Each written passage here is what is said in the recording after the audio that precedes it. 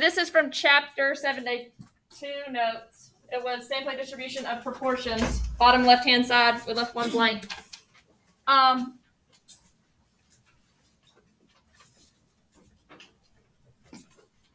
So this says we want what sample size would be required? I've not even told you anything about this problem. What variable or symbol are you answering?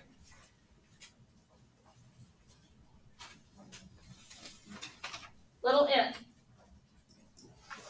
So you need to be able to recognize that if a problem says that, they are asking you for an answer for lowercase n. Okay, so what sample size would be required to reduce the standard deviation of the sample proportion to 1/2 of the value that you found in A? I don't want you to write anything until I tell you to. What is our equation for standard deviation of sample proportion?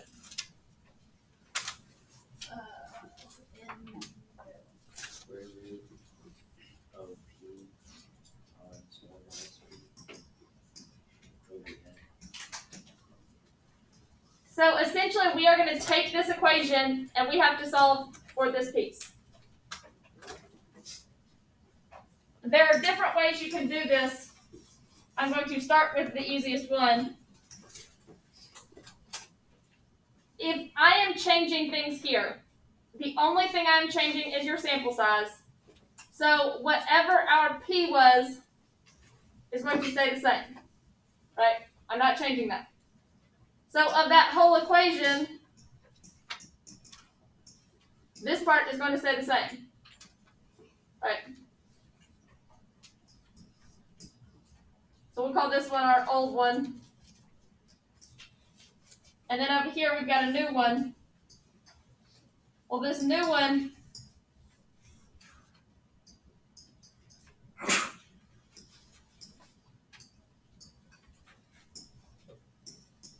is going to be equal to this, but what? How much of this is our new one going to be?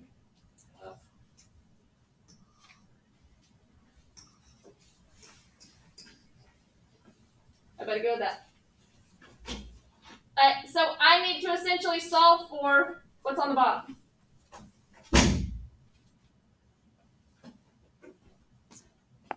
Why are we making a new one to reduce it? It says what would our new n be to reduce the sample size by this much? So we only changed the n? Yeah. Okay, so I'm writing super big here. So if I want to solve these equations for something that's in the square root, I'm going to have to do what to my entire equation? How do I get something out of the square root? Square it. So this whole side, let me go easy here. These are going to cancel out because of the same, right? So right now I have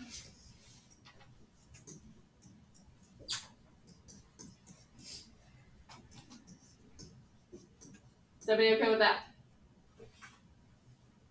I'll show you a different way to do this too.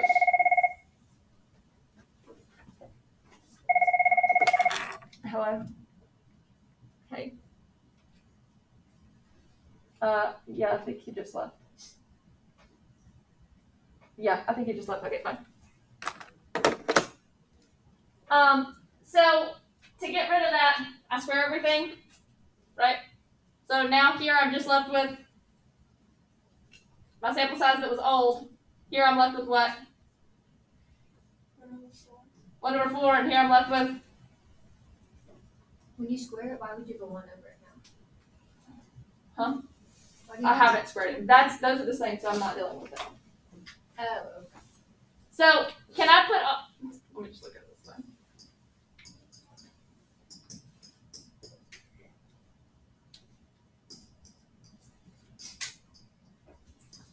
So what do I really want to do with my new sample size to make it the same as my old one?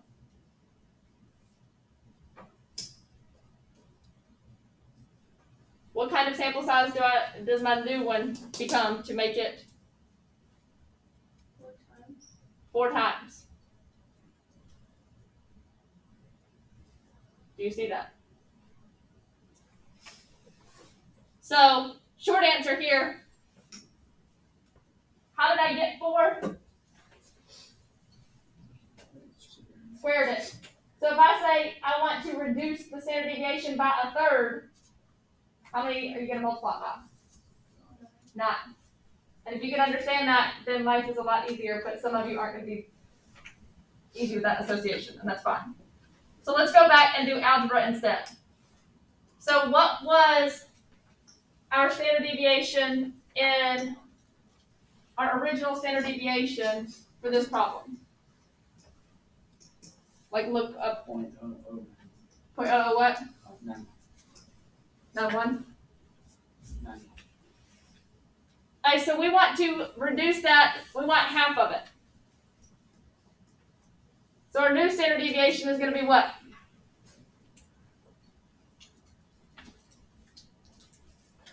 0.00 what? 4, 6. We go ahead and do. 5. We go with that? So now I can do algebra to figure out that this equals that equation that I had. What was my p? What is the p for this problem? 0.56. What's 1 minus p? 0.85. And I am solving for n. And you can do that with algebra. So what's my first step here? Square both sides. And I don't actually do any of my math until the end. I just write what it is. So 0.00455 squared equals 0.15 times 0.85 divided by n. So I'm going to multiply n by both sides.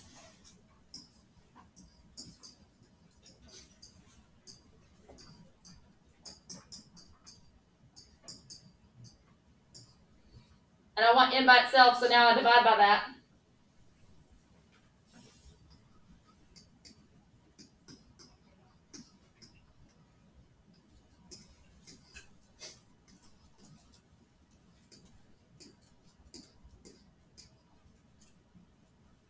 And what do you get? I want everybody to type that in.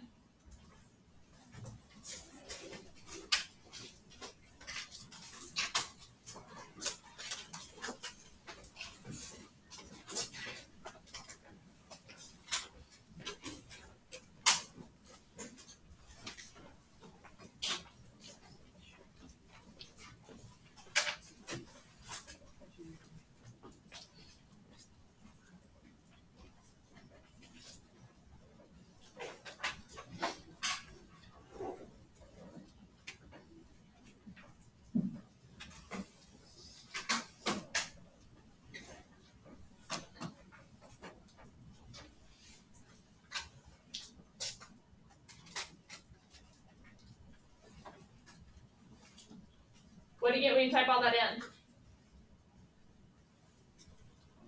6,158.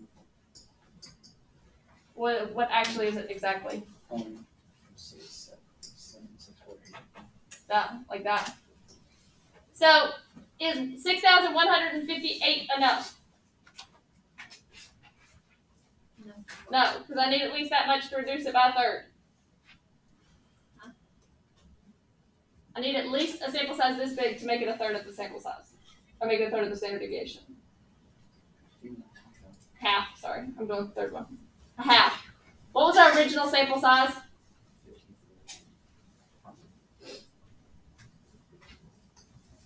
15 what? 40. Well, if we went through the shortcut way, whether you were with me or not, we're saying that if to cut it in half, we want to multiply that by what? 4. What is 1540 times 4? 6,160. That's one person off from what we got here. So this was our shortcut way of knowing I multiply it by 4. Or you could do the algebra way and get the same answer. Or take the 4. From where I went through and said, like, did the whole divide by 2 and then went through and figured that out. And so I'm going to have a group of people who are okay with the first way and say, why would I do all this math? Because it makes sense, I'm not going to do it. And some people are going to be like, I have no idea what she was writing there, but I can do algebra. and that's fine too. It does not matter. If this were a question on a test, it would be something like a multiple choice question, and the answers would be like,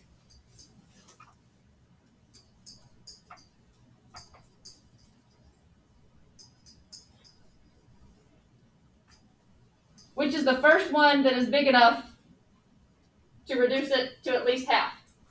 And so when you got 6160, this is the first one that is big enough. What is that? I don't understand. Like big enough to be able to reduce it to? I take a bigger sample size to make the entire look of my distribution do this, Okay, we're not reducing the sample size, we're reducing the standard deviation. And I actually do ask that as a short answer question too, which means if some people will do it the shortcut way and get a number so off, and then some people do it the shortcut this way, and it's fun.